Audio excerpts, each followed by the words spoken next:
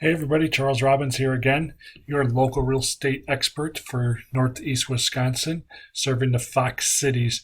Today I want to get on here to do another quick video for you guys. Another common question from buyers is, why should I get pre-approved prior to getting out and looking at homes? That's a very good question, and I come across it all the time. I meet new buyers all the time that do not take the essential step to get pre-approved, to meet with a lender.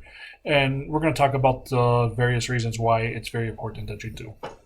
For one, let's start number one. It's a very, very competitive market. I don't know if any of you heard that we are sitting in the seller's market. There is a huge lack of inventory right now in today's real estate market. So let's look at apples to apples. If we got a house that's on the market for $200,000,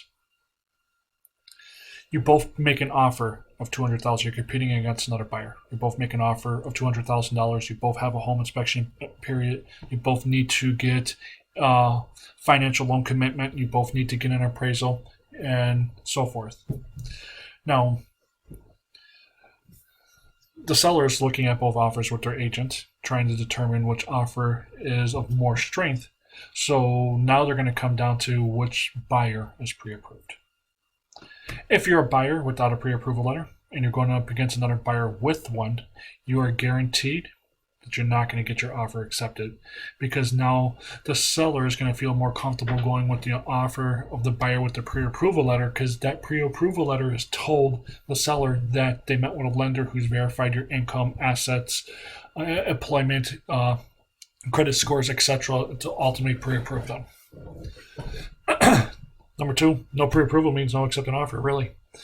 There are a lot of great selling agents out there that will not advise their sellers to get into an accepted offer situation, take time off the market for a buyer who may not be pre-approved. So sometimes the pre-approval process can take 7 to 10 days, right? Depending on how much information is provided to the lender right away. A lot of them send their pre-approval files to underwriters to get it underwritten, etc. So if the seller is going to take their house off the market for a period of time, it's going to cause some activity with other buyers who could have put an offer on that property as well, which in turn can cost them money. So like I said, a lot of good agents are just not going to allow their sellers to actually accept an offer on a property that doesn't have a buyer with a pre-approval letter. Number three, really, you kind of get to know where you stand, right? This happens to a lot of buyers all the time. I hear it. They said, well, we got out looking at homes. We looked at a home that was $250,000. We absolutely fell in love with it. The seller accepted our offer without a pre-approval letter. Then we went ahead and met with a lender, provided the lender with all the information they were requesting. We gave them our W-2s, we gave them our bank statements, we gave them our last 2 years of taxes, give them all of our personal information, and they come back and they told us that the most we can afford was $200,000. Oh my God, we are in so much trouble because now we're at an accepted offer and we cannot afford this house. What a crushing blow. Now you're going to have to go back to the seller and let them know that you're not going to be able to get approved for a loan. They may not be happy about that whole situation. And they may even request your earnest money as liquidated damages to let you out of the offer. Now, that's not a situation you want to get yourself into, right? Secondly, on that, now when you're looking at homes in the $200,000 price range, you're going to be comparing that home to the one that you love so much that was $250,000. And then it kind of makes that whole process much more difficult for you trying to find a home, because you're always comparing to something that you could have had but you couldn't have. If you're working with a great agent, a buyer's agent, they should never allow you to get out there and start looking at homes and allow you to get into this potential situation of writing an offer, getting it accepted, and then finding out that you can't purchase that home.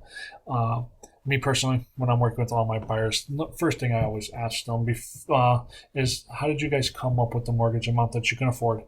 Have you met with a lender? If they haven't, I'm going to go over the reasons why it's very important and give them some recommendations to some great lenders in the area so they can reach out to them and do the most important step of the whole transaction, and that's sitting down with a lender to figure out what you can financially afford. Now, if you found this video very helpful, what I want you to do is hit subscribe below. Give me a like. Give me a comment. I would really appreciate it. Also, too, if you ever want any other questions answered, you can always reach out to me at my cell phone number, 920-279-5936. Or you can email me at charles@foxcityshomepro.com. I do look forward to hearing from you. We'll talk soon. Bye now.